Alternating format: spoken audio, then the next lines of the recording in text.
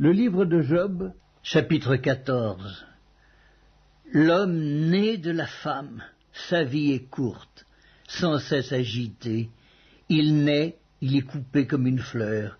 Il fuit et disparaît comme une ombre.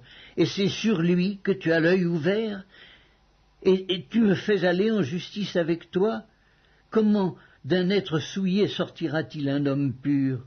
Il n'en peut sortir aucun.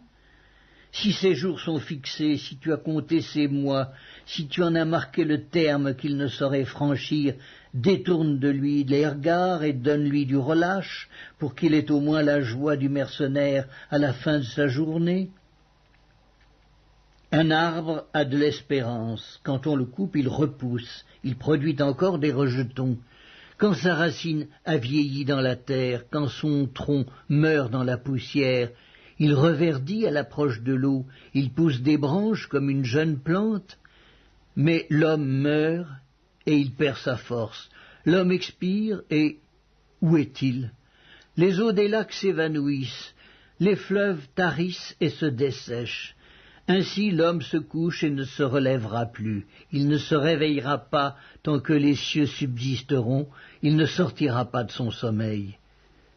Oh, si tu voulais me cacher dans le séjour des morts, m'y tenir à couvert jusqu'à ce que ta colère fût passée, et me fixer un terme auquel tu te souviendrais de moi.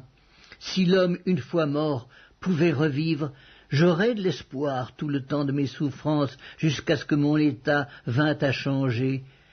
Tu appellerais alors, et je te répondrais, tu languirais après l'ouvrage de tes mains, mais aujourd'hui tu comptes mes pas, tu as l'œil sur mes péchés.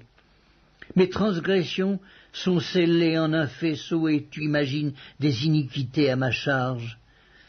La montagne s'écroule et périt, le rocher disparaît de sa place, la pierre est broyée par les eaux, et la terre emportée par leur courant. Ainsi tu détruis l'espérance de l'homme, tu es sans cesse à l'assaillir, et il s'en va.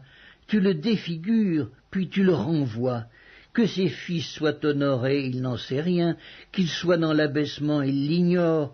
C'est pour lui seul qu'il éprouve de la douleur en son corps, c'est pour lui seul qu'il ressent de la tristesse en son âme.